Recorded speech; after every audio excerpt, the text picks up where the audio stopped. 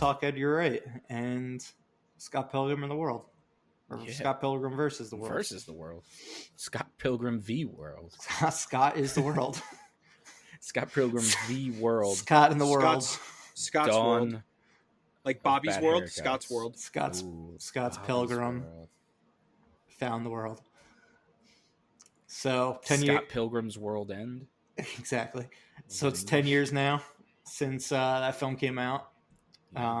They're doing a big table read with the cast, the incredible cast, who's only become millions times more famous and more incredible in the decade since. So yeah. So you've got 2 Avengers, right? You've got Captain Marvel. Yeah. And Captain America. You got the captains.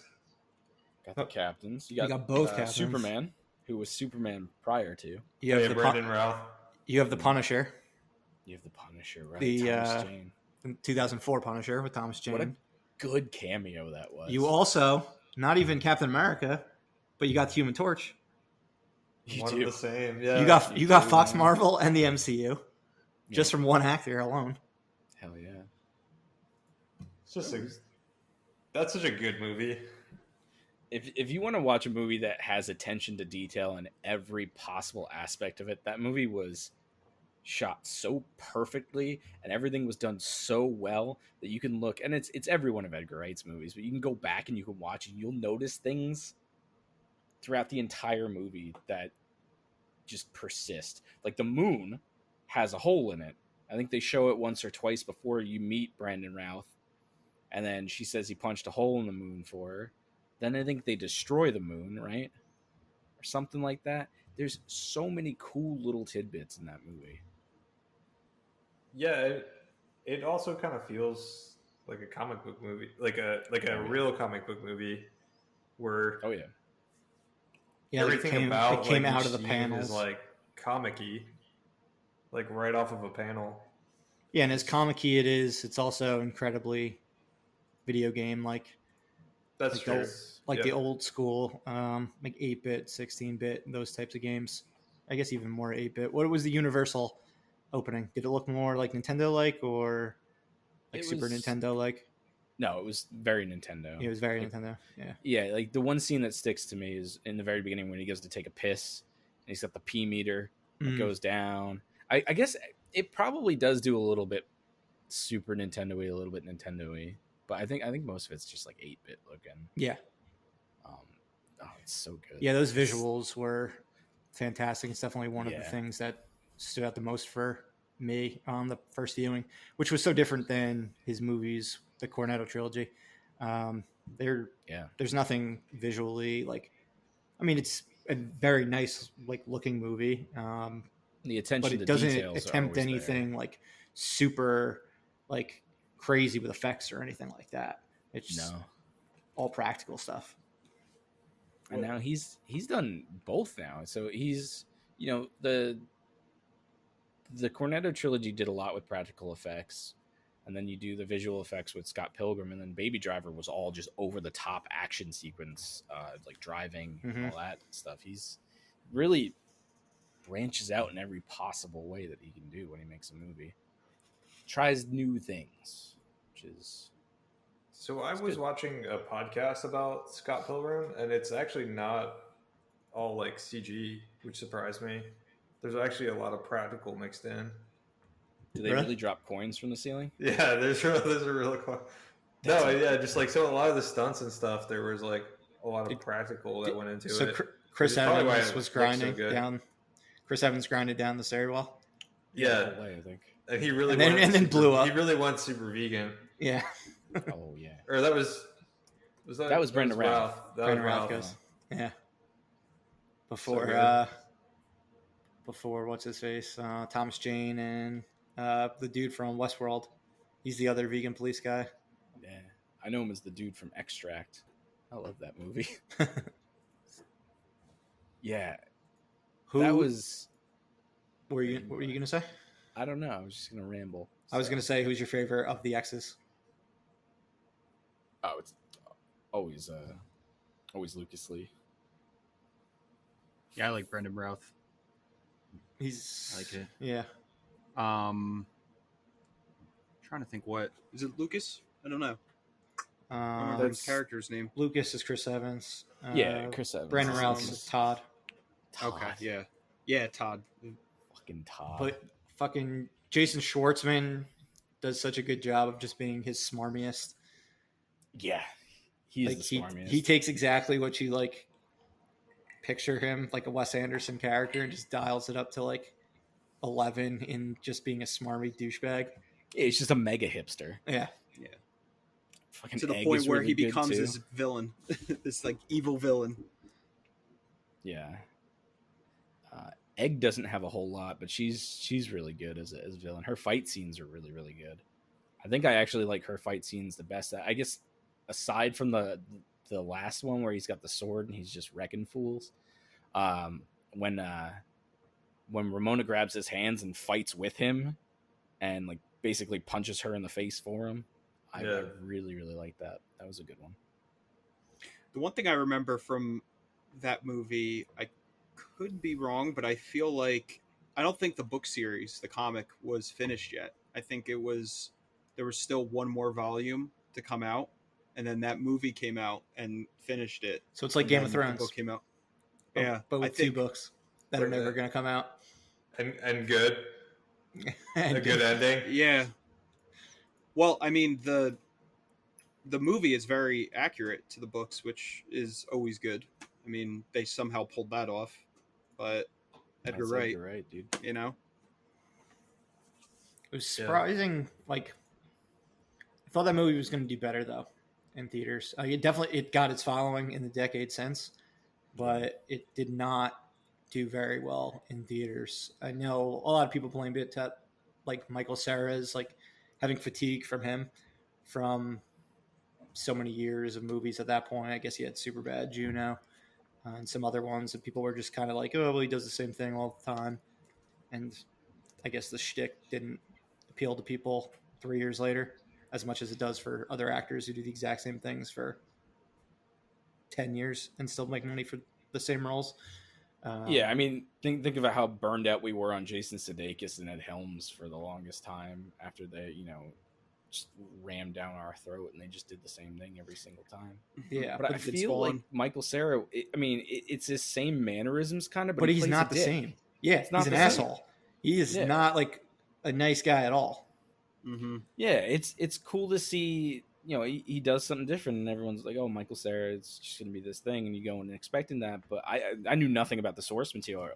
When I found out he's a dick, I my eyes opened up a little bit more, and I got a little more engrossed. As we're not going to do the same Michael Cera. Oh, I'm just a nice guy, and I'm just really soft spoken, and all this good stuff. But he was a massive dick and had no redeeming qualities. I think it was also like just an overall difficult movie to market. I think it's just so it's a strange concept, and it's hard to sell in like a couple minute trailer of what you're walking into. I know I saw the trailer and I wasn't like, oh, I need to see this movie right away. I did. Yeah, but I think you're probably you're probably not representative of like the mainstream audience. Probably not. I saw the fighting and I saw the quirky sort of feel of it all. You saw the flying and the magic, and you saw the flying and the magic. I need to get there. I never looked at the source material. If I had, I'd probably be a little less stoked about it because I think that's another reason is when you look at the source material of Scott Pilgrim, it's kind of drawn really stupid and childishly, and it's sort of got a little bit of that anime manga vibe sort of going. Oh, it very much does. Yeah, like that would have turned me off if I didn't know who Edgar Wright was and I saw this like goofy anime type thing. I would say probably not for me. Yeah, that was definitely an inspiration for the author. I think he also drew it. Yeah, forgot his name. O'Malley, right? Yeah, Brian Lee O'Malley. I think that's his name. Yeah, but I remember when we saw it in theaters, it caught like when that Universal logo came up and it was 8-bit. It sold me right then and there.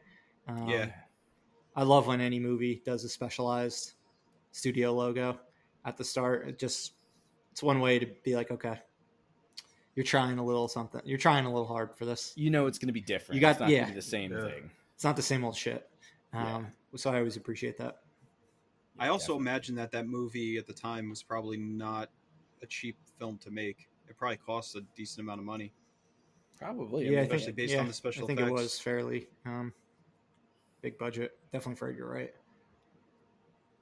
They probably didn't break the bank with any of the actors at the time, but definitely the set pieces. Yeah, that's true. They definitely got a bargain with the actors. Oh yeah, in their career. Dude, Allison Jones, the casting director, is just absolute killer in the industry. Like she discovers so many people. Yeah. She did all like Judd's movies, Judd Apatow's. Like she cast Freaks and Geeks back in the day. She just can spot young talent, and really honestly, did a good job with Scott Pilgrim. I think my favorite performance in the whole movie is Kieran Culkin. Yeah, he's so good as just the smarmy gay roommate that he's just fantastic. And he came out of nowhere. Yeah, and I had no idea. He always looked familiar, he and I had no idea that he was Fuller in Home Alone. He pissed the bed. That's true. He did. That is true. So he's this reinventing was himself. Yeah, he reinvented himself a lot. And then he did it again. He's on that Succession show on HBO, and people go crazy for him and the show. Yeah, he's a good actor. He's a very good actor. He got lucky that he was not super famous like his brother. He just was the background bedwetter, and he got to grow up, have a normal. He got to have a normal life, Neverland Ranch, and actually have an successful adult career. Yeah, now he's getting into it. Did Macaulay Culkin's parents steal all his money? Like most child actors? I'm not sure if they did. Well, they let him hang out with Michael Jackson. Yeah, that's a bad decision. So they couldn't have been great parents. I mean, but maybe they were just negligent instead of crooks. Maybe. But maybe they were super evil. Super evil ex-parents. And Just with that note, let's kick this thing off. Yeah. All right. Do it. So episode 7 of Live, Breathe, Film. I am Murph. You are here with myself, Corey, Doug, and JP. The main topic today will be talking about why we personally are going to go back to the movie theater when they reopen and why you should. They're not going to open anytime soon, but we've been ragging on and talking about movie theaters reopening so much, we wanted to do a deeper dive into why we personally like the movie going experience. But let's kick things off first with some news. So today, what'd you say, Doug? Oh, nothing. I was just kind of trying to come up with an exciting way of saying news. That was not exciting, but we'll take it. So the first thing of news is the Tenet release date. So today they announced that it is going to have a very, they said it's not going to have a traditional rollout, and that the release plans will be announced imminently, but it is not going to be opening globally in the middle of August. I believe it was August 12th, as expected. I mean, we said this on our last episode that there was no shot it was going to happen. So this is why you listen to us, because you get this really great perspective, and we're like future tellers. Yeah. What do you guys think is going to be what they're considering a non-traditional rollout? I know. Let's hear it. Download Fortnite, boys. Ooh, Fortnite exclusive. Tenet Fortnite in theaters. Exclusive, man. You're gonna have to go to whatever stupid island they got in Fortnite now to watch it. Do they have IMAX and 70mm in Fortnite? If you got a good enough monitor, man, you can have whatever you want. So right. I would go out there, buy your speakers, buy your new monitors, get yourself a nice rig. You're gonna watch Tenet with a whole bunch of teenagers trying to shoot you. Oh, can you get killed while watching a movie? I have no idea. Yeah, but I'm not a Fortnite It's been guy. done. He already, didn't they release the trailer? Yeah, he's been all in on the Fortnite experience. There's no other way. There's no other way to experience that game unless you're playing a match. So it's got to be running in the background. But I have no idea. They're gonna have to get inversion into the game itself. I think it would be the a very non-traditional. Kids will flip the fuck out if they kill someone and then the guy comes back and kills them. Oh my goodness. Can you imagine anything like worse than kids talking in a movie while the movie's going on? Than being fragged by someone while you're trying to watch a movie and some kids camping you while you're trying to watch Tenet? Probably getting cursed out and doing dances all over you and stuff. Be a terrible, terrible experience. Yeah, no, I'm not about that. But I'm definitely sticking to my theory from that I think I've mentioned in the past couple weeks, a couple times, but I just think that the movie's just going to end up next year. But at least here, maybe it'll come out internationally, at some point before the end of the year. But I don't think it's going to make it out here before the end of the year. Yeah, so we have we don't have a new release date this time, which is interesting. Mm-hmm. They're not just going to push it out a month like they've been doing, or a couple weeks. This is like probably going to be a legitimate move. But I think what Corey suspects is probably what's going to happen, where it probably will come out in the international markets first, is what I'm assuming they mean by like their non-traditional rollout, and then we'll get it after everyone else has already seen it, because we're an irresponsible country and can't. Well, back in beat COVID. Back in like the 70s, early 80s, the way they released like blockbuster films was pretty interesting in the US. They would open them in like certain cities and then expand, kind of like what they do with indie movies now. But they did it with like the big movies, and it would go across like the country. So a movie would, like, I don't know, Star Wars, for example. It might not show up as the number one movie until like week 6 that it was in theaters. And then by then it's playing everywhere and then goes on a tear and just stays number one like forever. So I'm wondering if they're going to start throwing it out in like I'm not even going to say, they're not going to put it out in LA, obviously, in New York. But maybe like, I don't know, the fucking Ozarks or something. If they're doing good, I don't know if they're doing good, but in very non-traditional places to start a rollout for a film. Like the opposite, Nebraska. Yeah, well, I'm something like that. People to see Tenet if that's the case. Like Hawaii and Florida's not getting it. Hawaii and Alaska might get it. Like Hawaii's not. I don't think Hawaii's doing very well either. But I see what you're saying though. Maybe it's like maybe it's like Tenet's going to be the reason this all goes away. Maybe because people just really want to see movies. They're going to be good. They're going to wear their masks, and then boom, coronavirus is gone, and you got Tenet, and Christopher Nolan is our new president. I'm going to be a lot angrier about people not wearing their mask if I know they're fucking preventing me from watching Tenet. Or are people going to go on like road trips to these cities that actually have it?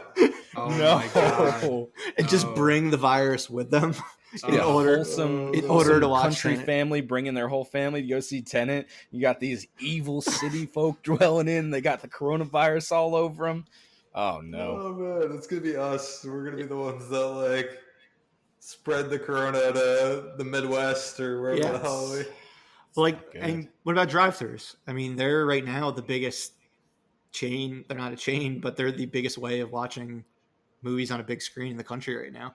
Do you think it will we be able to go half an hour away to their nearest drive-in and watch it? No, Christopher Nolan will not allow it. I was going to say, it's not a quality way to watch a movie. I mean, I'm about it.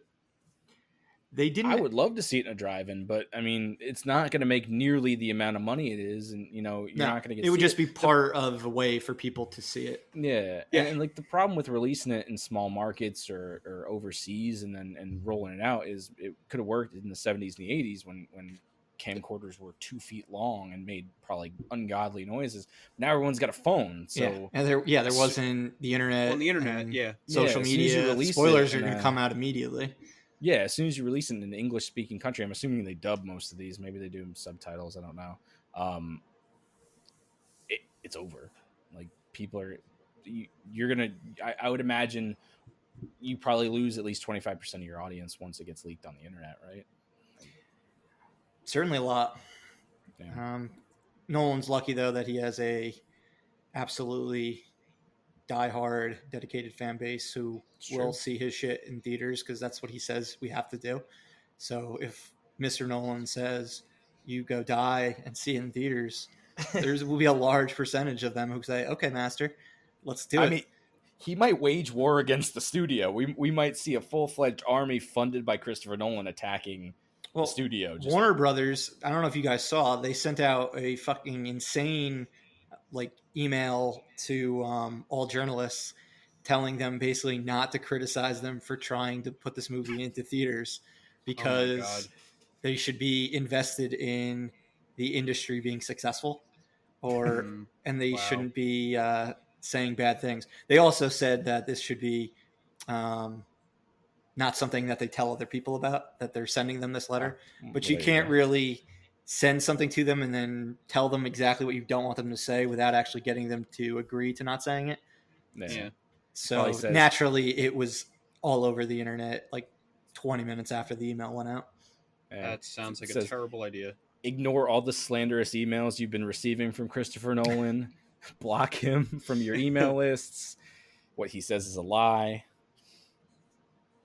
It's going to be interesting to see. And I think I definitely agree. They're going to do it in an international release and then bring it to America once we've been good enough. But once we've been good boys and girls. Yeah. I wonder if Christopher Nolan wasn't so adamant about putting the movie in theaters, if Warner Brothers would have thrown it on VOD. Do you think they would have done that? No. I think I saw something. They need to make $800 million just to break even on this. God. That was in their letter. They said that number is not true, but they didn't say what. But they didn't say what the number was. So that's horseshit. It sounds about right. I mean, didn't they crash an actual plane? Didn't they buy a plane? Yeah, they crashed into an airport too. Right? Christopher Nolan said it was cheaper visually, visual effects wise, to crash the actual plane. As he's lighting a cigar with a $100 bill. Word is there was no survivors. Oh no! Since rest in peace, CIA. But other than that, this week we got Comic-Con coming up. Who's excited for Comic-Con? Exclusively, exclusively on the computer. I have all my costumes. I mean, at least we're going to actually be able to watch the panels if we want to, if they're of any interest. Corey, how excited are you for the panel for Antlers? Not very excited. I mean, I want to see the movie, but because that is your third. Antlers? That is your third biggest panel of 3 panels that we are getting as of now. I mean, I might. Stop a second. What the fuck is Antlers? Antlers. I don't really know what Antlers is. Antlers. It's a horror movie. Is a horror movie with Kerry Russell, and I believe it's from the director of Scott Cooper, who did Out of the Furnace and some other dark dramas. I definitely want to see it. It's piqued my interest. Will I watch the panel? Probably not, but it depends. Depends on what I'm doing that day. Isn't it this weekend? It's not during the week, right? I think it starts during the week and it's over the weekend. Saturday, I think, is the big movie day. Big movie day.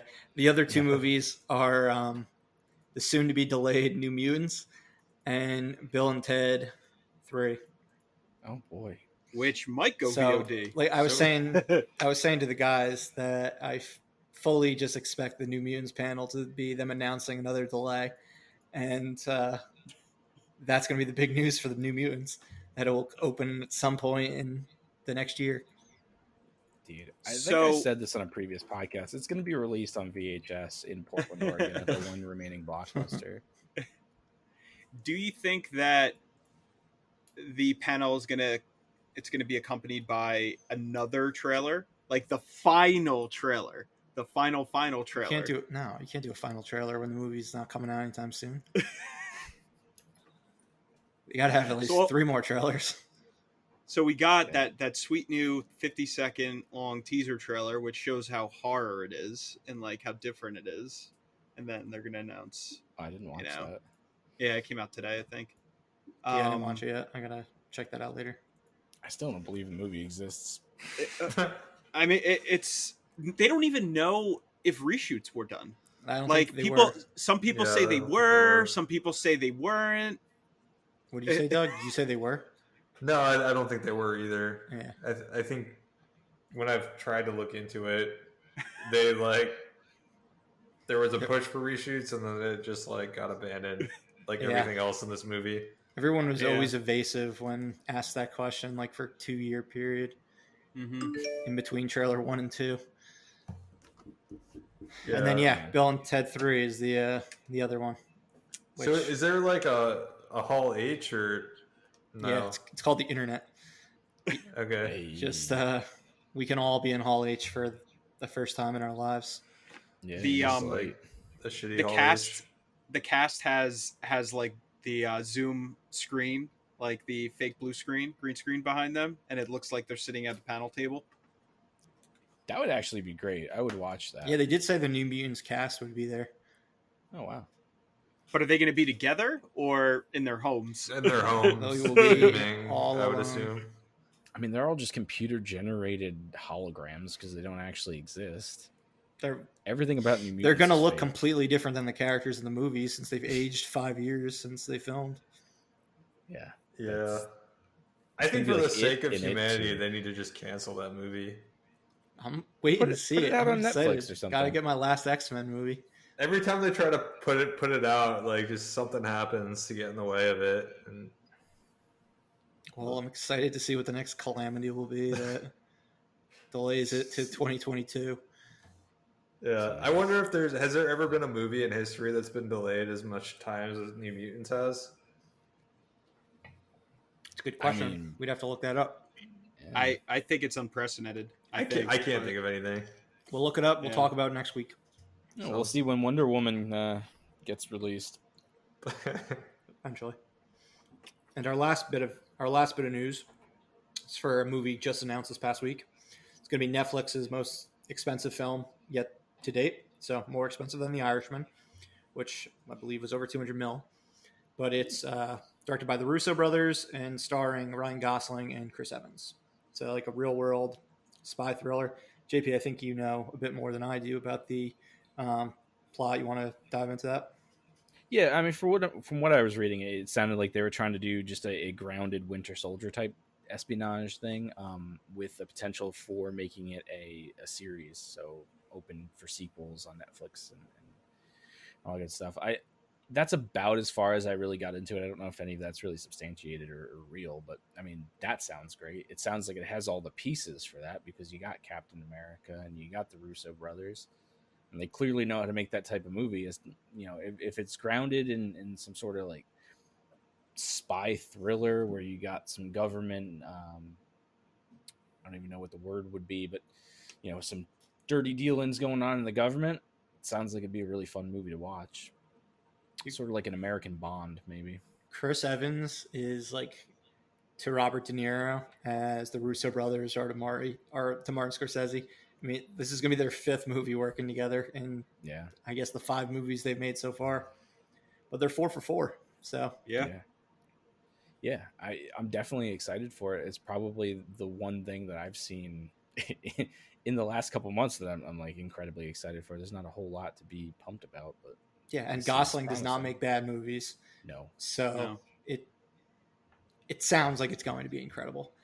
And it's just crazy the type of movies Netflix are making now. Like, it used to just be bad Adam Sandler movies and pretty lame romantic comedies. Now they make Oscar-winning movies and they make big-time blockbusters with legit directors. It is pretty awesome.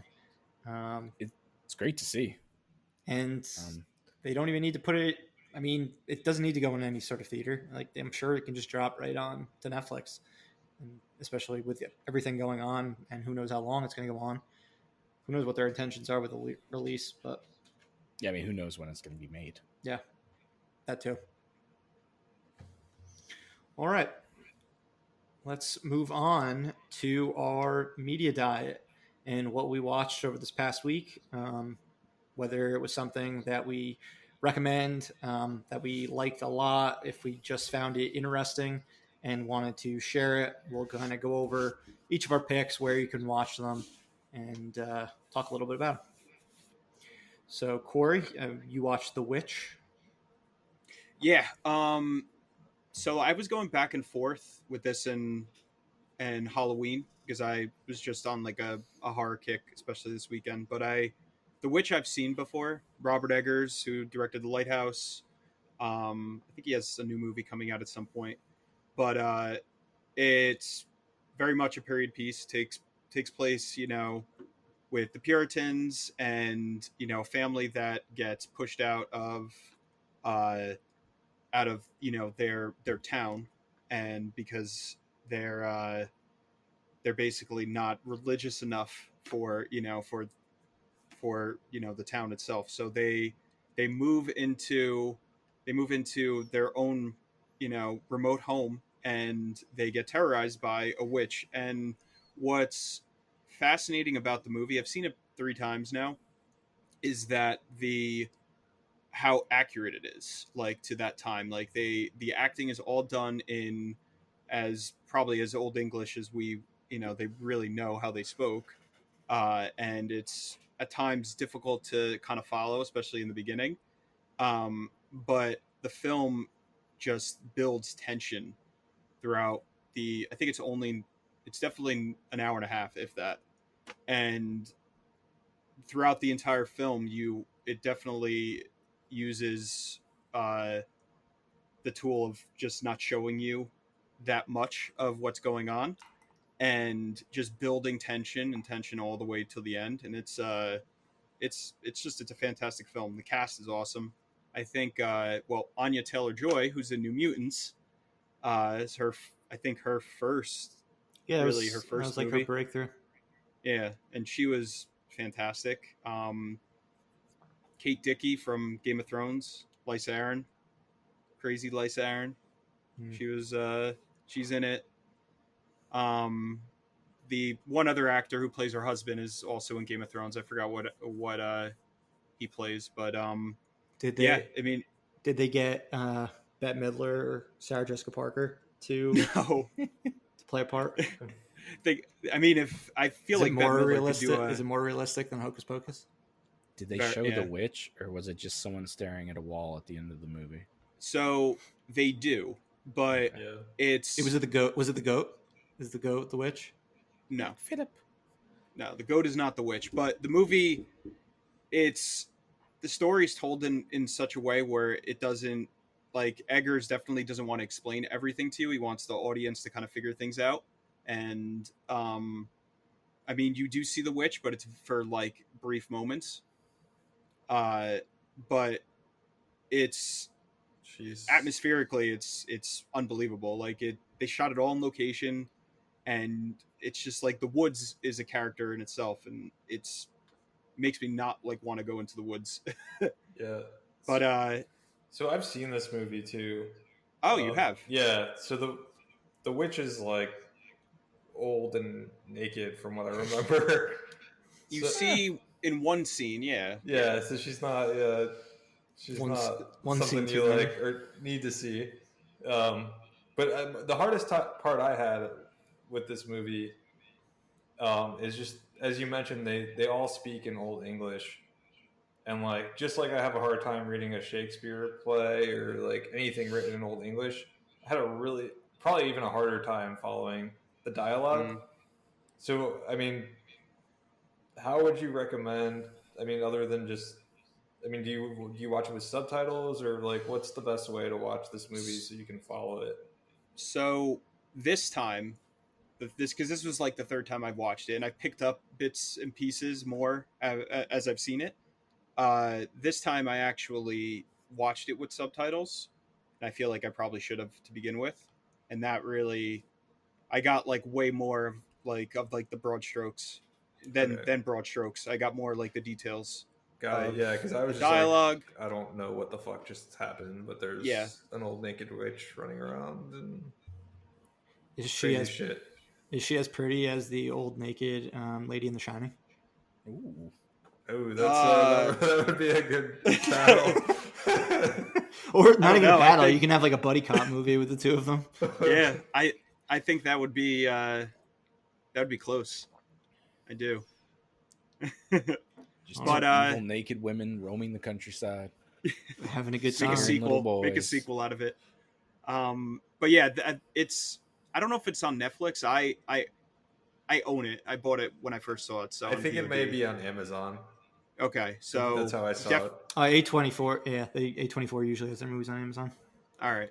So, but I mean, I definitely recommend it. I enjoyed it. I think it's also definitely like it's not your typical art house horror movie because it's not like super graphically violent. It really just plays on the tension. But I I think a lot of, I mean, I know a lot of people that like it, but probably more so than people that don't like it. But he's such an interesting director. I haven't seen The Lighthouse yet, but it seems like that movie's just as insane. So definitely recommend it. Cool. What do you got, Doug? So I'm actually kind of excited to talk to you guys about this one because I think a few weeks ago I mentioned that I just started in Community for the first time, and so I just got probably a few episodes in now to season 4. You're on the gas leak season. Which is I know there's a lot of controversy surrounding this season, and so I wanted to I don't know if I'm tainted by the fact that knowing that season 4 is one of the weaker seasons or not, but I've felt like as I've watched season 4 in the last couple of episodes, all the characters seem like shades of themselves to me. They all seem like it's kind of like this is a broad stroke of what this character is. So like, I guess, like, just Abed? Even like Abed. Like I watched an episode where they go to like an Inspector Spacetime convention, which is basically that show's version of Doctor Who. And Abed is like, does all the Doctor Spacetime stuff, but it all just felt like very superficial. And that was like one of the big episodes they were promoting, like in advance of the season airing. I think that was really? what they were like really highlighted at Comic-Con that summer, to be like, "Hey, we understand Community." Yeah, it was just kind of like someone had like a chart of like, here's the main things that these characters like, and they just like threw it all into an episode. And it's like didn't fan fiction. Yeah, and it didn't feel like they really understood what makes the characters tick. And so I don't know. I wish I didn't know about this season because I don't know if I'm like biased at all by the fact that I knew that this season was going to feel this way, but I'm not loving season 4, but I'll definitely watch it just because I think Murph, you recommended for story points and stuff. It's worth a watch. In order to watch the final Chevy Chase season, it's the last season when the whole gang's together. I watched it out of order. I skipped season 4 originally because Dan Harmon was fired and the whole deal with it going on. I was like, I'm not wasting my time. And then I started watching it again for season 5. And then finally, after completing season 6 and the show ending, I'm like, let me go back and watch season 4, see if it was as bad as everyone said. Because I watched season 6 and I wasn't a big fan of season 6, like half the study group isn't even in the season at that point. Seeing everyone together made it not as bad as I think people originally found it to be. So that worked out in my favor. I think we would have, like, let's say we did not know Dan Harmon was fired. Like, we were watching in an age where showrunners didn't mean anything. I think we still would have noticed there's a difference in quality, like a dip, and things are different. But I don't think people would have ragged on it as much as they did knowing and with having the following that Dan Harmon has. Like, people love Dan Harmon. So I think it got more shit than it probably would have gotten if this was like 20 years ago. I can't say for sure because I'm biased by it, but it feels different to me. When you start season 5, you're gonna be like, holy shit, do I notice the quality improving again? That's like good. The first 5 episodes of season 5 are very, very strong. Something to look forward to. And then Donald Glover leaves and starts. And then it all goes to shit. The rest of season 5 is pretty good, but then more characters leave. Yeah. So when did each character leave? Like Donald Glover was the first to leave. Chevy Chase. Chevy Chase. He stormed out of there, fucking with a couple episodes left to film. He just left at the end of the season, and then Donald Glover was the next after that. Okay. But yeah, anything else you want to talk about in regards to Community, or we'll touch back on in a couple seasons. Yeah, I'll definitely report back once I get to season 5, but I think I've got a good feel for what I'm in store for with season 4. And so it's just coming from season 3, it just feels like a bit of a dip in quality. What did you think of the end of season 3, by the way? We had talked midway through season 3. Did you like the whole Chang being a dictator arc? And the resolution of that whole air conditioning school storyline with John Goodman. Yeah, I mean, I thought the air conditioning stuff was kind of funny. It's a plot point that they've been kind of carrying on throughout, with Troy's natural ability to be this like savior, for the air conditioning school. So that was cool. Chang being a dictator was probably a little over the top, but it was fine. Yeah, I think they kind of struggled. I thought Dan Harmon. Like what to do with the character. Dan Harmon went to Dan Harmon, I think, at the end of season 3, and he pulls it back when he returns, and I think it is a little better. But all right, enough Community. JP, you watched a really weird fucking movie. You said, yeah. So Netflix added to my quarantine descent into madness by recommending me this lovely movie called An Evening with Beverly, Luff, Linn. What have you been watching that's what it recommends? Man, a lot of weird fucked up shit, apparently. And this movie is weird and fucked up. The best way I can describe this movie is, I believe I said this to you in a text. If I woke up, so I've done this before. I woke up middle of the night in a cold sweat, and I got to put the TV on. I got to watch something to go back to bed, right? And it's like turning on Adult Swim and watching a movie that is so bizarre and so unsettling that you wake up the next day and you don't think it's real. Honestly, I feel like if someone goes out and Googles this movie, it might not actually exist, and I might be making this all up in my head. But it's got a pretty good cast. It stars Aubrey Plaza, Jermaine Clement, it's got Craig Robinson in it, Emil Hirsch is in it, and Matt Berry, who's a fantastic English actor. And then from there, it is just the strangest looking actors and actresses that Hollywood can produce. All the background characters are just weird. And it's a comedy, and it's pretty funny. It's got some really weird offbeat humor, but I was watching it and I had to look it up because something seemed familiar about it. And the director, Jim Hosking, he made another movie called The Greasy Strangler, which both of these are Sundance films. Greasy Strangler ended up winning some awards in England, but that is one of the most off-putting movies I've ever seen. I started watching it and I just couldn't finish it because it was just so weird. I urge you to go take a look at the trailer for it. It is definitely not safe for work. Don't look it up on your work computers or anything like that, but it's just such a weird movie. But this movie has The Greasy Strangler. Okay. Yeah. And then this movie is very tame compared to that, but it's still very off-putting. Aubrey Plaza is the main character. Her name is Lulu Danger. She's married to Emil Hirsch, who is Shane Danger, and he runs a coffee shop, and she works there, and she gets fired, and she goes off on this little escapade with Jermaine Clement, who plays this weird enforcer. The whole movie is set in this 1980s nightmare. Everyone's dressed like something out of the 1980s, but it doesn't feel like it's the 80s. Craig Robinson plays the title character of Beverly Luff Linn, who doesn't speak until the very end of the movie, which was very strange. I don't know how I feel about this movie. I don't know how I feel about myself after watching this movie. And it's been a couple hours. I watched it this afternoon, and I'm still kind of in shock of what I saw.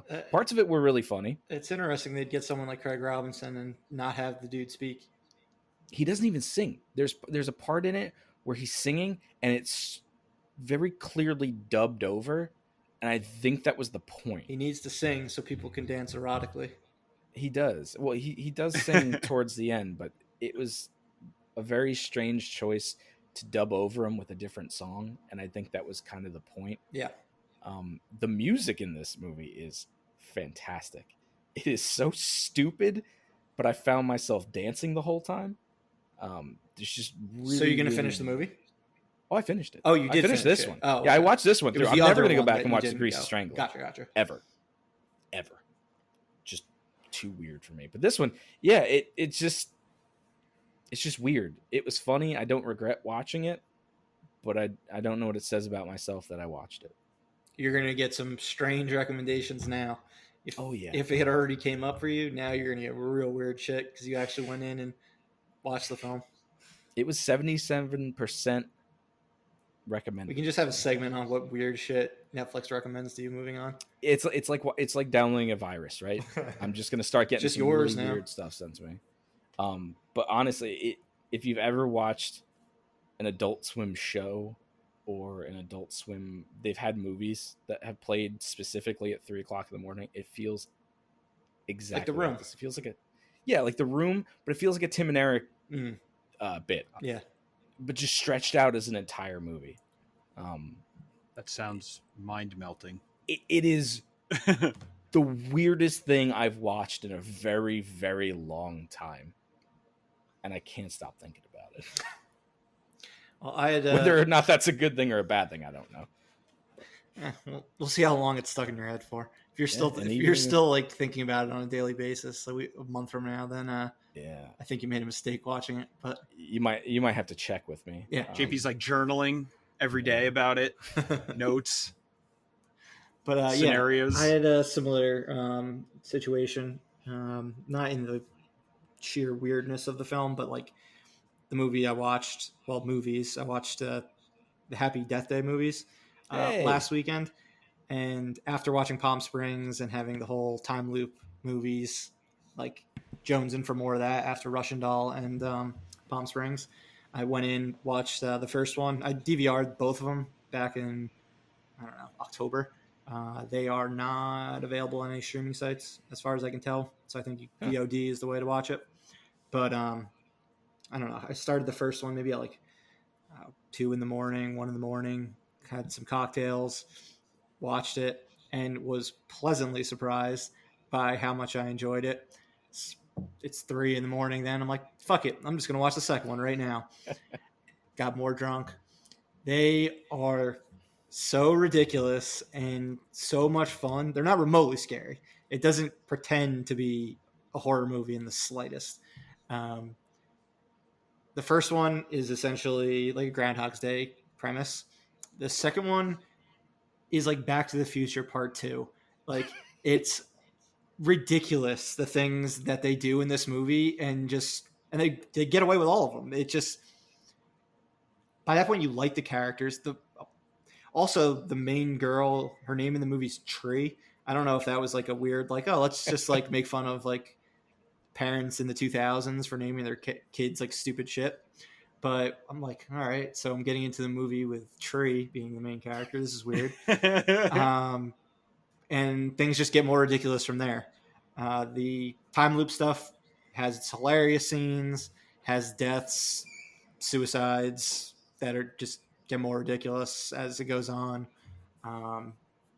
Solving the murder is not, well, I don't know. I didn't figure it out, but I got spoiled at one point or another, so I like kind of had an idea of who it was.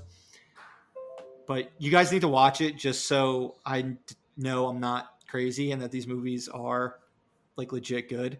I know James Gunn tweeted this past week that like he thinks like it's very, very good. Freeberg, our good friend, endorsed it as well. But I would like you guys to watch them. I challenge you guys to watch these films and tell me I'm not crazy and that they are actually funny and enjoyable and smart. They're on my server. I was actually I'm gonna watch them again because I deleted I actually them. was gonna watch them. I was gonna watch them this weekend, and I didn't. Ooh, but, we could now do a video watch party and watch the Happy Death Days. I remember hearing great things about them. I remember or at least when the first one came out, I thought it looked stupid, and then I remember reading on Reddit or something like that. Everyone's saying surprisingly a good movie. I watched the end of it. I went on the internet and I watched it because I wanted to see how it all ended, without seeing people die all the time. But it sounds like a novel concept. Yeah, I mean, the movie similar to Scott Pilgrim starts with the Universal logo, doing like something unique for both of them. It was probably 4 a.m. and I'm 30 minutes into Happy Death Day 2, and I'm like, I want to text them and be like, this movie's so good. But I'm like, I'll hold off for a little bit, wait till tomorrow. Yeah, I mean, in your drunken stupor. Yeah, exactly. You mentioned 2 movies that I love, so I mean, I'm sold, right? I mean, Groundhog Day and Back to the Future. We talked about them briefly last week. Yeah. And they do reference, like, obviously I could tell these movies, like, what they're influenced by, but they do reference both those movies in the 2 movies. So they very much put their influences right on their sleeve for everyone to see. But yeah. Sweet. I have to check that out. I will as well, too. And Doug, I know you, over this past week, or I guess it was, what was it, yesterday, watched Palm Springs. What was your thoughts on it? I enjoyed it. I thought it was super cool. I think what you said about Andy Samberg, meeting Andy Samberg as a character that, and it's not a spoiler because it's revealed pretty early on, had been living in this Groundhog Day scenario for quite some time. We don't know how long, but seems like a pretty significantly long time.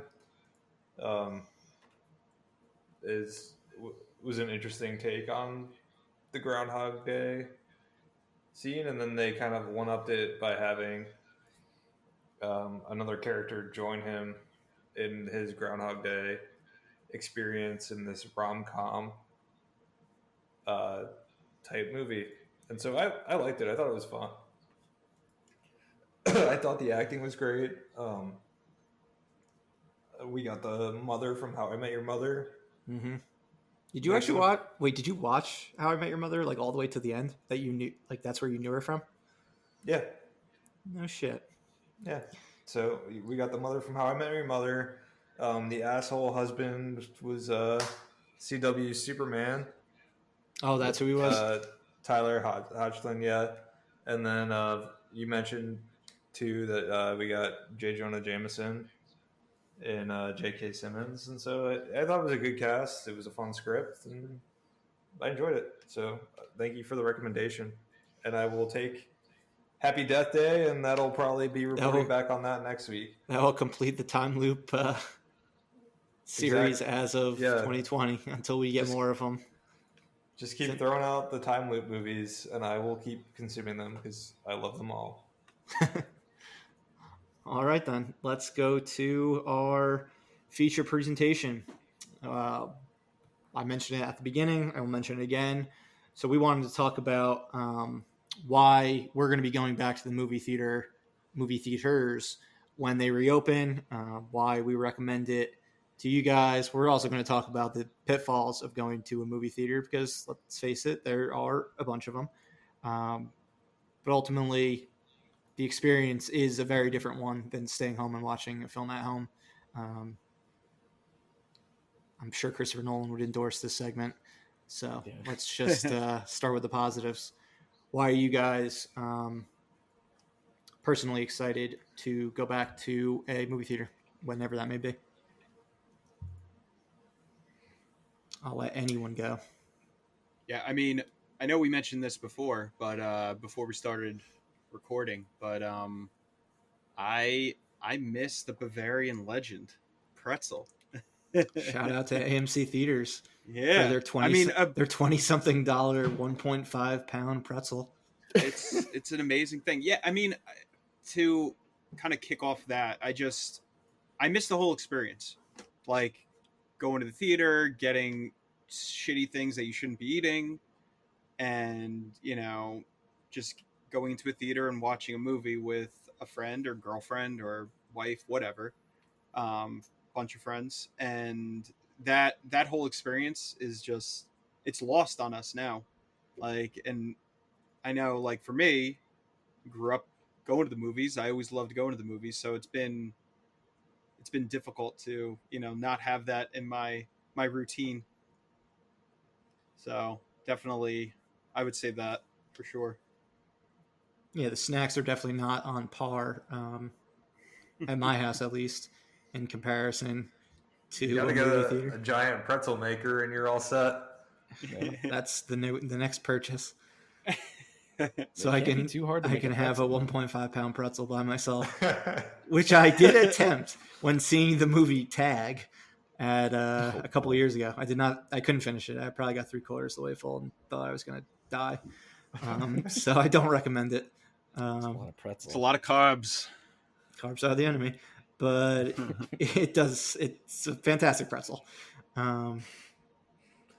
What about you, Doug? What are you looking forward to?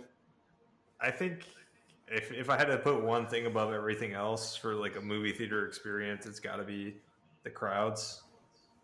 I think for me, when I go to a movie, I mean, because it's really easy for me to watch, and for a lot of people to watch a movie at home and just kind of kick up your feet on the couch and turn on the TV. You don't have to go anywhere. You have to spend money on movie tickets. You don't have to deal with people making noises and crunching on their popcorn and doing all that stuff. You can kind of just sit back and relax. But the thing you don't get is you don't get the crowd reaction.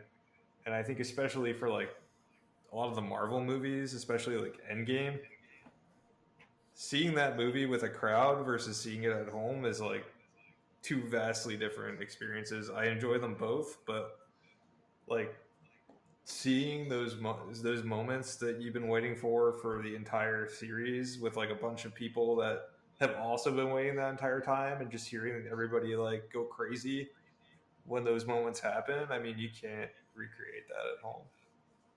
And so I think that's what I miss. And even with like and unfortunately comedies are going the way where they're not really going to be in theaters regardless of COVID, but I think seeing comedies in theaters, there's just something about a crowd, like when everyone's laughing, it just kind of, you kind of feel it a little bit. That's why I like comedy clubs it makes and all makes it funnier.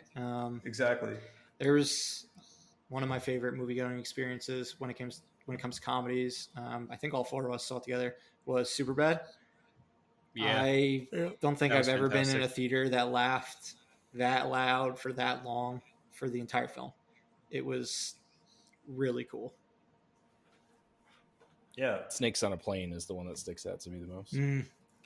That movie is horrible, but it was That was one fun. of the best movies I've ever seen in my life when I saw it in theaters. Dude, what about 8 Mile? When we saw that one.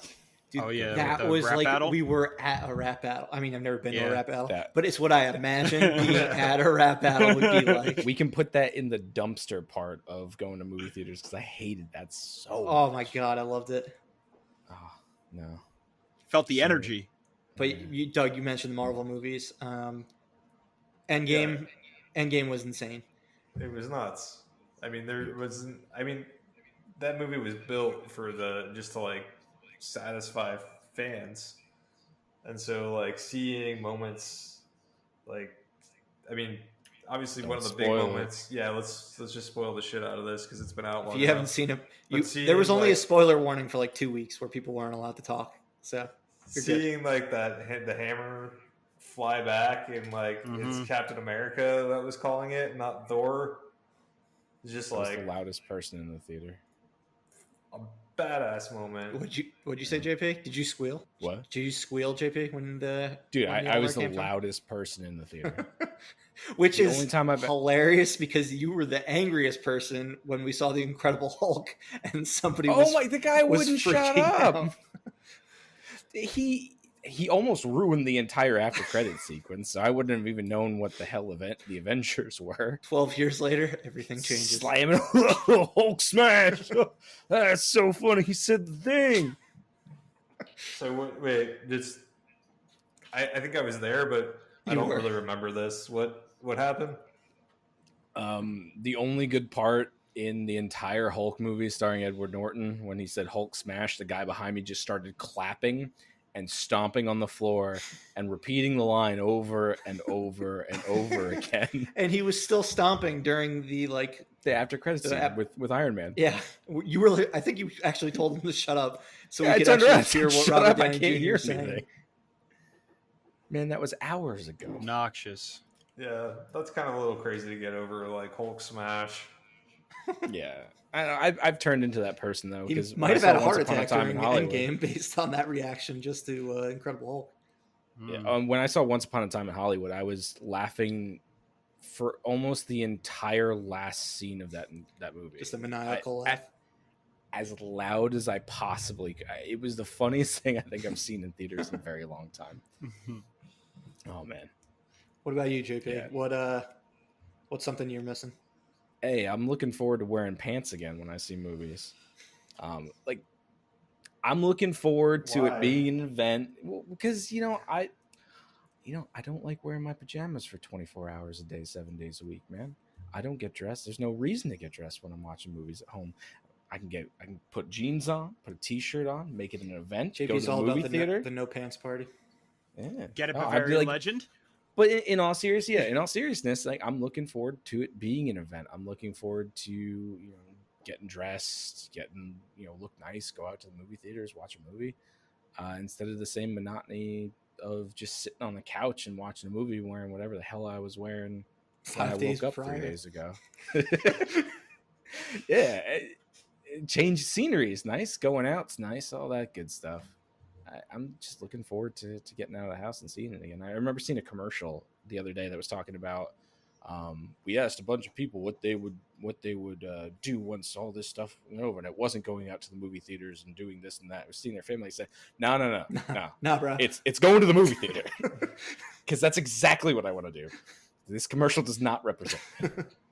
There's some stupid insurance commercial, but yeah, I'm looking forward to it being an event and breaking up the monotony of my week where I move from one desk to another and back and forth in the same room in my house.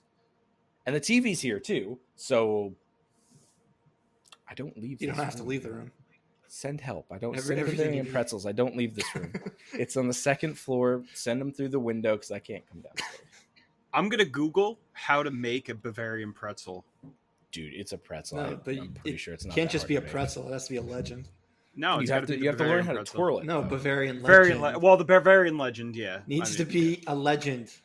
Needs to be legendary. There is only one. And then I can ship one to Doug so he can enjoy one. I'll take a pretzel. I don't know how good it will be by the time it gets down to you, but you just have to throw it in the oven. I mean, they smuggle bagels home. They're probably all right. That's true. You What's guys, that? Gold you guys belly? are like criminals with you're smuggling.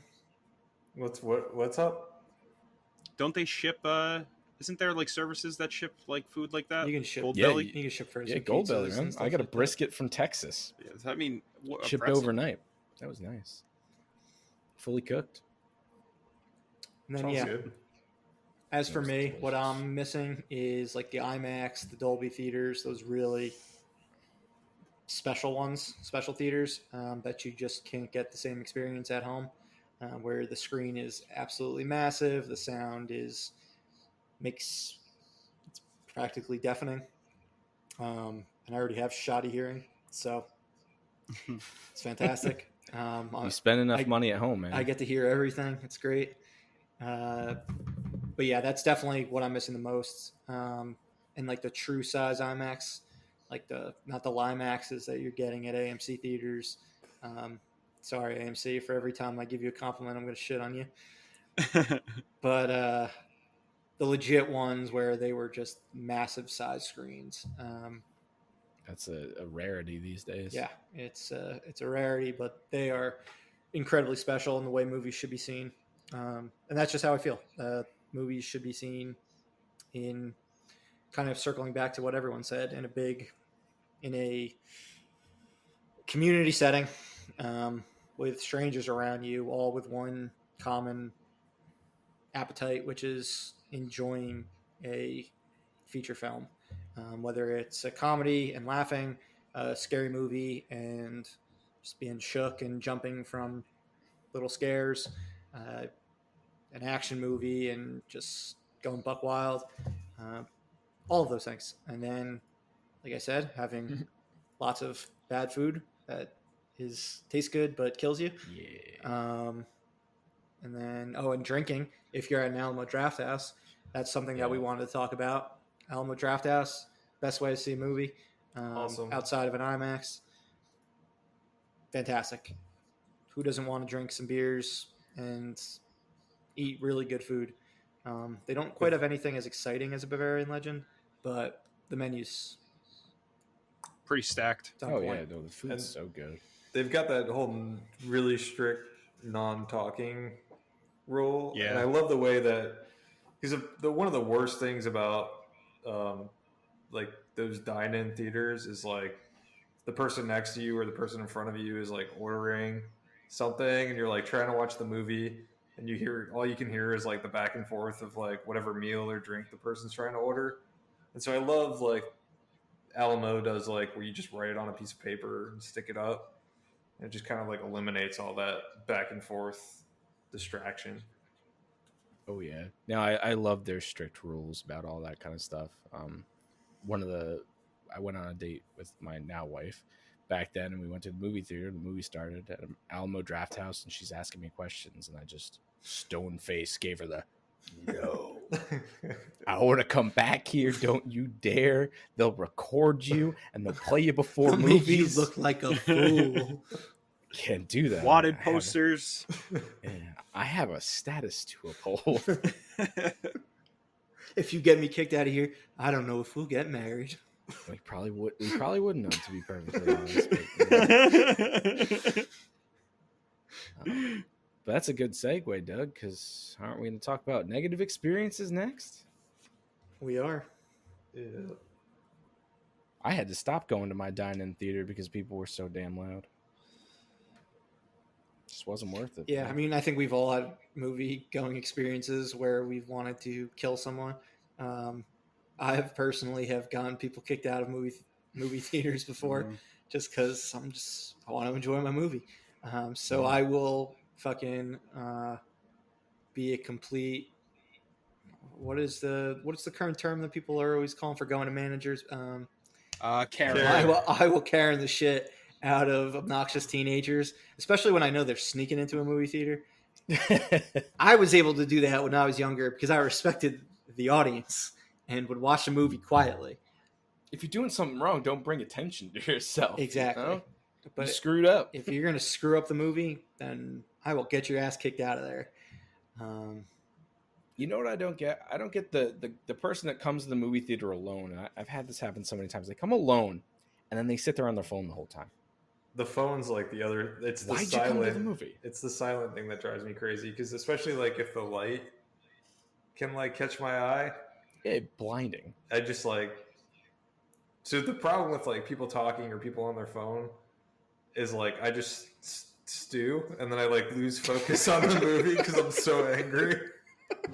Staring daggers into the back of their head. Yeah, just like put down the phone or like stop talking, and like that's all I can think about, and so I just lose complete focus of like whatever the hell is going on the screen.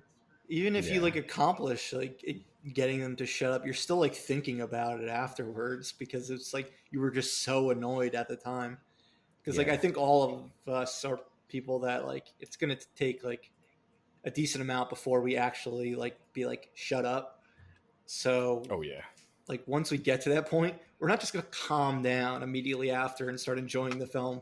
We're gonna be like that motherfucker. Like I'm gonna think of ways I can come back at you if you come at me. I'm always on guard. Oh yeah, Let's go. Exactly. You're just waiting for them to fuck up again because they'll stop for a second, but then they'll think you let your guard down. They'll take their phone out again. Not on our watch. Not on our watch. No Hulk smash on my watch, man. Well, I remember when we saw White Boy Rick, Murph, and that was like one of the worst experiences I think I've ever had because I didn't even know there were total scenes where I was like, I don't even know what's going on right now because I'm focused on what's going on in front of me. Yeah. What about when we saw Signs and people were screaming when nothing scary was See, but that happening? was an experience I liked It because was fine, but it was just so I don't- dumb. it I was don't it was remember that. ridiculous. But the fact that like it was a rainy night, opening night, seeing a new M. Night Shyamalan movie, which like did really big box office numbers its opening weekend, and it was probably a sold out theater. And people, Yeah, there were probably people sitting on the floor in the front. yeah, exactly. People are just freaking at every little thing, It was whether so strange. it was scary or not. It was just a fun experience. Yeah. What about when everything was being released in 3D and it was tough to see a movie in 2D? How much did that suck? I stopped going to movies for a while because if it was being forced in 3D, I wasn't seeing it. I think I saw 2 movies in 3D total. I never saw Avatar, and I refused to go. I would wait until it came on DVD or something. I was very stubborn, just like the way I was very stubborn for my my full screen instead of widescreen DVDs back in the day. I still don't understand JP, that. the biggest proponent of full screen DVDs. I was Blew all my about it, mind. man. I didn't like the letterbox. It bothered me. How are you holding up in the year 2020? I mean, I got TVs that have the correct aspect ratio now, so it's all right. Although I did notice the other day, I think I was playing PS4 on my TV, and I noticed that there was a black box around my screen. Oof. It took me a minute to notice, but there was a black border around the screen, and that really set Yeah, me now off. if you try to Fix watch that. things like old Simpsons episodes and stuff, you have to watch it Oh, with it's a being in a disaster. black box. So you watch it Yeah. with the correct aspect ratio. But Yeah, instead it's of a having disaster. the black bars on the top and bottom and on the left and right. Yeah, no, I'm not okay with that. That was also when 3D was a thing for that short, thank God, period of time. That was when ticket prices started to rise. Yeah, they Really, did. They definitely astronomically. jacked up. I mean, they've risen since then, but that was really when tickets started to go up like crazy, right? I feel like. Yeah. Yeah. And they give you those glasses. I remember seeing it was Transformers, Dark of the Moon. I remember Okay. we saw that. And that was like it was like a 20 it had to have been like a $20 ticket. Oh, yeah, at probably. least. It was a fun movie, but it's not like something I wouldn't go out and buy 3D TV back in, 2000. That's a good point. Yeah. Who the Do they 2007? sell those anymore? none of us had No. a 3D TV, right? No, they were absolutely super not. expensive. God, they was. You I got feel so 2 bad sets for of anyone glasses who with them. got that. And then you had to buy glasses, additional glasses for viewers like, that were one or People on. two need to sets understand with that the TV. history repeats itself. 3D was a little fad craze, like in the 60s, 70s, died, or 70s, 80s. But Same fucking thing happened in the 2010s. But it wasn't a fad. You remember everyone said, no, this is the wave of the future. This is the way it's going to go. And that's why you don't listen to people that say stupid crap like that, because it's not the way it's going to go. It's a fad. Cameron's gonna bring it back with Avatar 2, 3, 4, 5, 6, 7, 8. Not in America. I mean, 3D's coming back. The visionary James Cameron's gonna bring back 3D. He's those gonna movies usher are in the those future. movies are going to be delayed again. who is clamoring to see Avatar? I am. You really? Yeah, no, I would love to pick your brain outside of this because I just don't understand the draw to Pocahontas that much. I just visually, I think that movie was really awesome. I think story wise, it's a flimsy story and the acting kind of sucks. But Doug just You thinks do know they're going to Avatar have fucks. stories attached to the next couple, right? I know Maybe I'm they there won't. for like the experience. I want to put me on the back of a Banshee and let's fly around Pandora in 3D. Doug, you And can I'm do happy. that already at Disney World. And I've done Just it go there. like 6 or 7 times already. Doug's been on the line for Avatar for like a day straight at this point. Yeah, I've rated 3 hours each time, at least 3 hours each time I go on that damn ride. I don't understand. And it's because it's awesome. It's just Well, you like- haven't been on it yet, Corey. So maybe in a year or so, you'll be able to fall 2 in love years. with Pandora like Doug did. You go right now, man. It's true. It is open. It's open. Just risk your life. I sort of was talking about going. Shut the fuck up. Don't. Just wear a I've full heard, face I've heard mask. the lines are like short. I'll risk death because they have short lines. 5 minutes for the normally 3 or 4 hour line for Avatar. Just go in a I gotta- hazmat suit. I got a full face respirator Yeah, I can just send go you. there You like just got to get the you're- cartridges. Go and there, straight, you and dude. Julia go there like you're Walter White and Jesse Pinkman in your hazmat suits and see how it goes. I like your chances. I think we could do it. We'll just take some vitamin C and Just walk around with an IV of vitamin just pumping into your system the whole time. Well, good luck, Doug. We hope you make it back so you can be on episode 8 Thank you. of Live Breathe Film. But let's close this thing out with the continuation of our yearly film series. We're going through the 80s currently. We'll make our way up to present. I guess 39 more weeks we'll be in the present day. But we're on 1981 right now. So these are movies that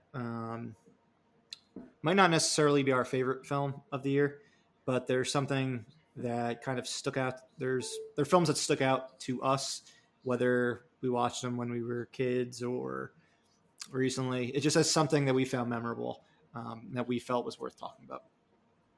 So, Corey, you are up first, my friend. Yeah, I haven't actually watched this movie in a long time, but when I was going over the list. This was one that definitely jumped out to me. Evil Dead. So Sam Raimi.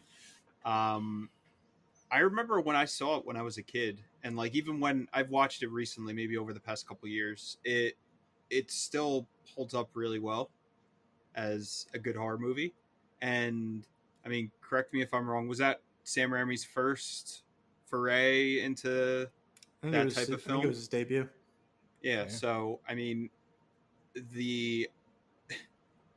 we all know how Sam Raimi is with his dialogue. I mean, he's so campy, and it just works. It works with how he shoots things, with the horror element that he kind of brings to the table, and Bruce Campbell. Like he was that was the movie, I guess, that put him kind of on the map, as you could say, and that movie stuck out to me as something that was kind of special from that year. Definitely. Awesome. Yeah, I've seen Evil Dead maybe once. I don't know if JP, you probably have. I know you're fucking all about Army of Darkness. Army of Darkness is awesome. I think I probably like the the second one the most. The second one's what I feel like what most people like. It's basically like it's like a remake of the first one. Kinda, yeah. But just like with a bigger budget, and just more over the top and ridiculous in comparison to the first one. I find the first one scarier. Yeah, definitely. I think that was the goal. Yeah, I mean, these stupid kids that open up a book and cause demons to raise hell, and they were like, didn't they eat them? If I remember correctly, they were like flesh-eating demons. I feel like I think they're just deadites, right? So they're maybe they just like turn you into a river of blood. Yeah, I might be mixing. They all do different stuff. I mean, there's the tree that sexually assaults the one. I might be mixing the remake, which is also awesome. The remake looked horrifying. The remake's wild. It's fantastic. Yeah, it's wild. It is gross. Yeah, I saw the tongue scene. Oh yeah, and that was about as much as I need to see for the rest of my life. All right, Doug, you have an interesting film. Let's hear about it. Yeah, so I picked Disney's The Fox and the Hound, which is a movie that I definitely haven't seen in a while, but out of the movies in 81 stuck out to me a lot. The lesson, or the movie's basically about, a fox and hound are natural enemies, or maybe not natural, but they're enemies in the way that they interact with each other. The hound is used by hunters to hunt the fox, but these two unlikely nemesises Nemesis. become friends because they're both children. They don't really know any better. And then kind of the friendship indoors once they meet up years later. And so it's a good movie. As I was looking up this movie, I was shocked to find out that there was a sequel that I had no idea existed that apparently came out in 2006. Sure. Starring Reba McEntire and Patrick Swayze. Ooh, what a cast. How high is it on Rotten Tomatoes? Did you check? I didn't check, but I did see one review that said that this was better than it had any right to be, or that they expected it to be. So my guess was that it wasn't terrible. All right. And this doesn't even. Oh, it's got a 20%. Not bad. With and this is before Dirty Dancing, right? Fox and the Hound 2 is after. The sequel is 2006. Oh, that's a long time to wait. Yeah, they waited 25 years to make the sequel to Fox and the Hound. They had to make sure they got it just right, and that's how long they were working on the script the entire time. To get that 20, they needed to wait 27 years. Yeah, it was probably coincided with the releasing of the silver edition released from the vault, Fox and the Hound, and we also had the sequel starring Reba McEntire. Yeah, so I don't know, so I know Disney does a lot of those sequels, especially I'm assuming this was the direct to TV or rental. Direct to not VHS, DVD. DVD was out then. I don't know if this is the longest gap they had between sequels, but it seems like it's got to be up there for them. Well, I'm sure we just introduced tens of people to the Fox and the Hound too. So yeah, I mean, I'm gonna watch it. It exists. JP, you got one that had a long-awaited sequel. Well, let's not pretend Fox and the Hound had a long-awaited sequel. It had a sequel that came out a long time after. JP? Yeah, I mean... Escape from New York.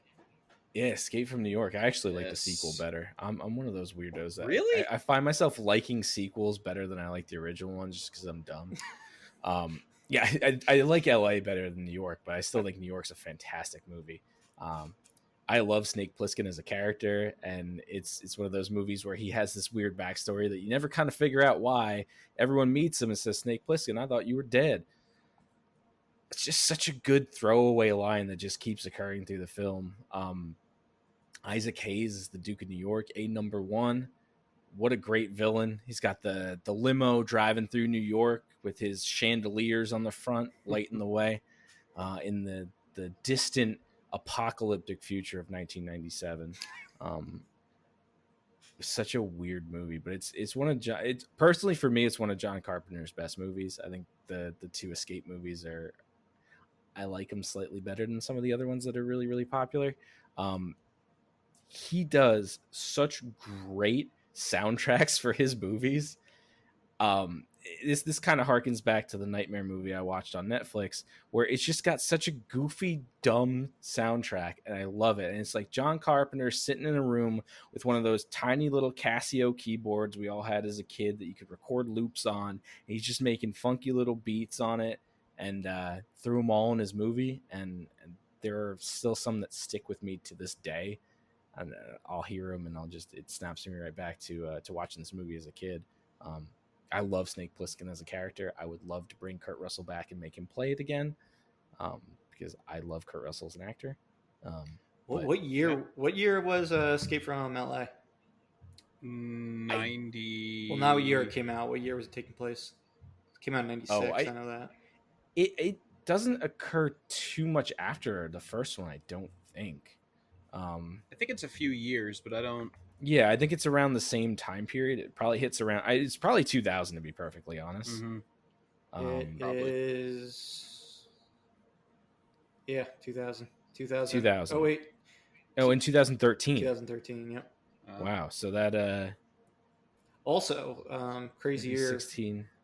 That happened, and we're not escaping. But. Yeah, I mean, LA still hasn't separated from California like everyone thought it would. Yeah. Because that movie is based in science. I'm pretty sure he surfboards to LA Yeah, Escape from LA. He I'm does. pretty sure that's how he gets there. Yeah. Dude, I just love watching all these old sci-fi movies that have the years and they've passed now. Yeah. Like Yeah. the original Blade Yeah. Runner, Terminator, and Judgment Day. I mean, we're going to get to the point where we're past every single year in Terminator. Like the future wars are going to be part of our past in the next decade, which is pretty damn crazy when you think about it. That's nuts. Hopefully that doesn't come true. The way things are going. Good point. Skynet might be activating up. It's not the craziest thing. Yeah. I love crappy sci-fi movies like this. They really have a place in my heart. I think nobody's nailed the future though more than Minority Report is going to end up getting it. When does that take place? I think that's like 2040 around then. But they've already gotten a lot of stuff like. Yeah, I don't think we're gonna have a bunch of like psychic people laying in a bathtub. 2054. So actually, we're probably going to get this shit a lot sooner than when they predicted it. Other than the psychic stuff, and they had the projected screens that they pushed past, right? Yeah.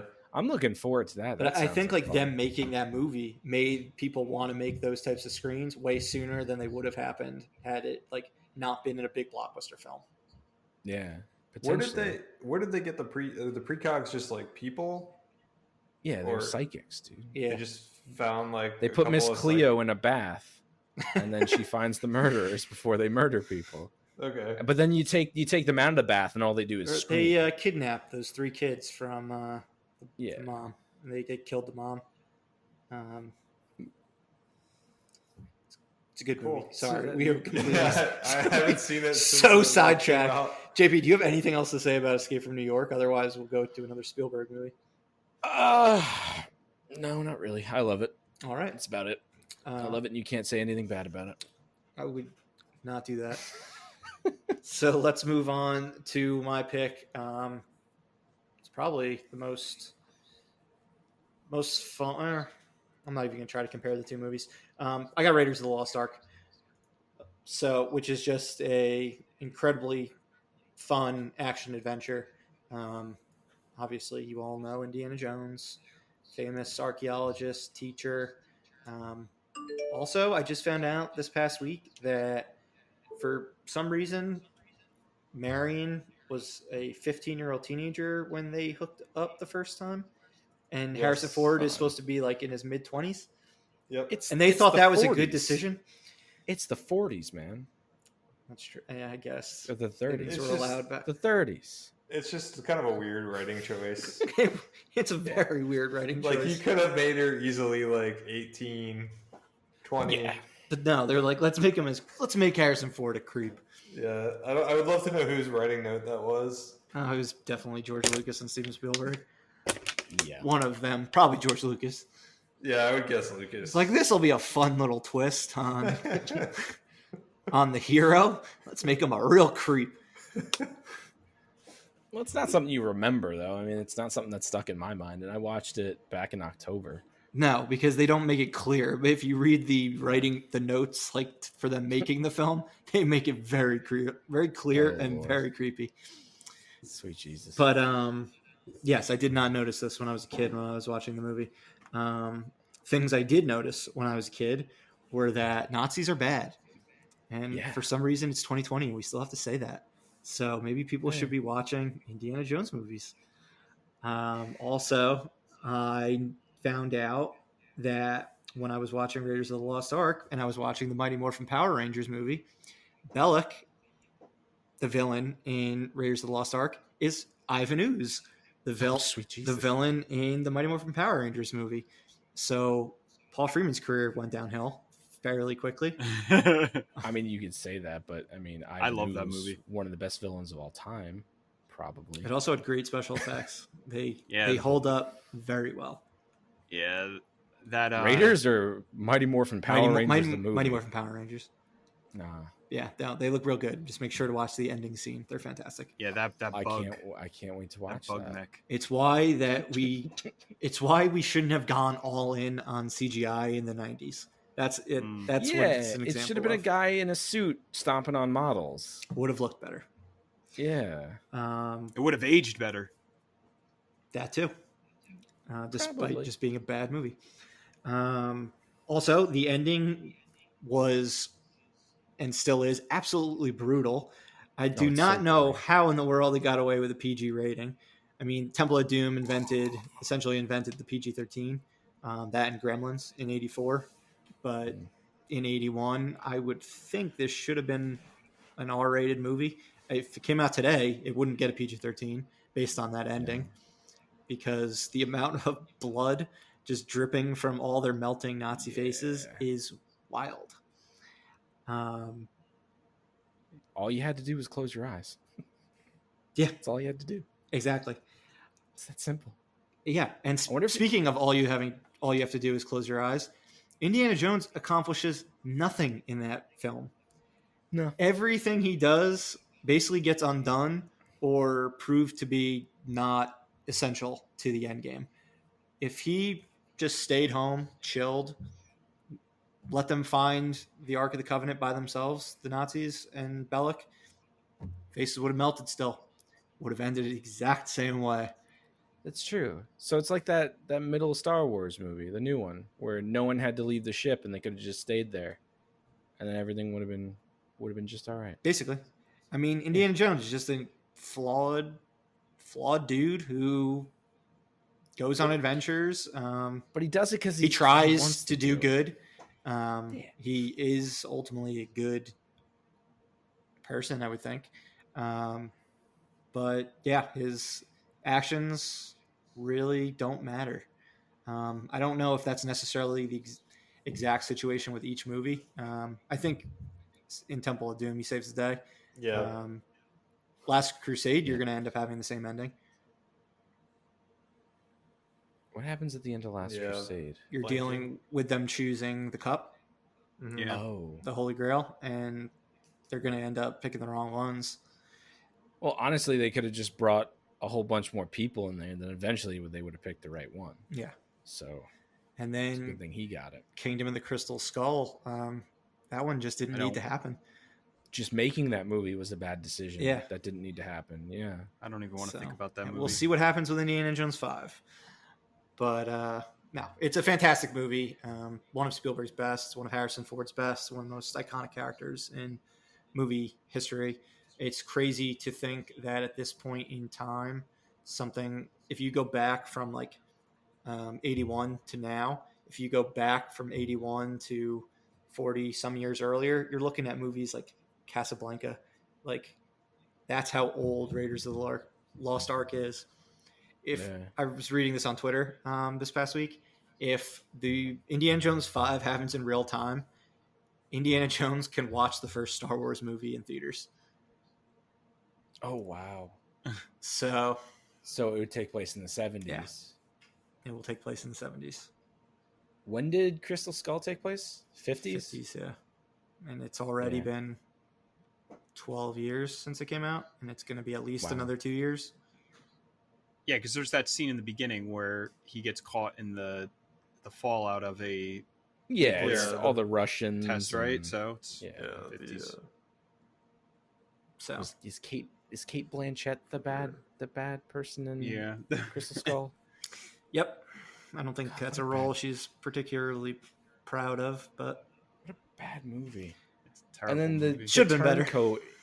The turncoat in Crystal Skull that turncoats 4 times and that has absolutely no purpose in that movie. Yeah, I don't even think he knew whether he was a good or a bad guy by the time it ended. He's such a conflicted character. Oh, he dies, doesn't he? Yeah, he does. I'm pretty sure he dies before he knew if he was good or not. Well, let's see if he makes it up there or down there. That's when he'll find out. Can't forget Mutt Williams, Shia LaBeouf. Oh, yeah. Wonderful role. Hey! Remember when you believed that he was going to be digitally inserted into all the old movies? I knew you were going to say that. You guys made a very, very believable case back in that period of my life. It's like the Star Wars remasters. What we really wanted to do is have Mutt Williams in these movies the whole time, but we didn't have Shia LaBeouf to do it. So we had to wait. We went back and digitally added him in. And it just made sense for the series. It did. I mean, if George Lucas had complete control over it, that's what he would have done. That would be awful. Yeah. Oh, I would never put it past him. But yeah, those original thankfully three his hands are off him. Indiana Jones movies are fantastic. I watched them all on the airplane going to my honeymoon. Yeah, I guess you guys, Doug and JP, you both like Last Crusade the most? Yeah, because it's got Sean Connery in it. I also like Last Crusade the most. Yeah, I like that one. I like the myth and the lore of I think you're all wrong, Last Crusade better but too. no judgments. Yeah, that's fine. That's changed as I've gotten older. I just enjoy that one more now. None of us like Temple of Doom as number 1, right? No, but it's my number 2. Okay. Really? Yeah. I'm out. I think they get worse. I'm done I with think this each one gets number worse. 2. Does Temple of Doom have Sean Connery in it? No. No, but it's got Short Round. Number 2. Yeah, lots of racism. It's got Data. It's got Data from the Goonies. It's got, a quick Dan Aykroyd cameo. And Dan Aykroyd's in that? Really? Yeah, I don't remember that. He puts Indy on the plane at the beginning of the movie after the crazy scene with the I don't know, flaming shish kebabs and shit like that. But yeah, Temple of Doom's a gory, dark, weird movie. It's also very annoying. Like Kate Capshaw is very annoying. Short Round's annoying. But it's got some really cool set pieces. And I just don't feel like it's the exact same movie as Raiders of the Lost Ark, which is what I like about it. I think they tried something different. I mean, neither is Last Crusade because it has Sean Connery in it. It's true. He wasn't in Raiders of the Lost Ark. You are correct. You are correct. You'll remember, he didn't have a father. No. You're right. How could I forget? No, it's not a bad movie. I mean, I like Last Crusade. I like the dynamic that Sean Connery and Harrison Ford has. Like, they have like a pretty good. Character. Yeah, and they're only 10 years apart in age, and they play father and son. Yeah, are they really? Good Lord! That's one of the funniest things about that movie is just how close in age they are. And they make it seem like they're a generation apart. The elder Jones is busy. If Marion Ravenwood was 15, then Papa Jones was having kids at 10. Yeah, so exactly. True, it runs in the family. It makes a lot of sense, though. You think about Indiana Jones; he was raised by a child father who was only 10 years older than him, so that's why he goes off and does all sorts of stupid things. All right. It puts it more in perspective. I think with that, we will wrap things up. This has been Live, Breathe, Film. This was episode 7. Thank you to everyone who listened. We are starting to get people to like us on Facebook. We are on Facebook, Instagram, Twitter. Check out our Facebook. You can find everything on there as far as handles and things like that. Listen to us on iTunes, Spotify, whatever your podcast choice is. And just keep giving us feedback. Because right now we've got one piece of feedback and we listen to it. So we're open for trying new things and open up the floodgates. Doing 2 different things, maybe, if 2 people will like to give us some feedback. But that's all we got. So we will see you next week. And have a great night or day, whenever you're listening to this. Send pretzels. Bavarian Legends. Please.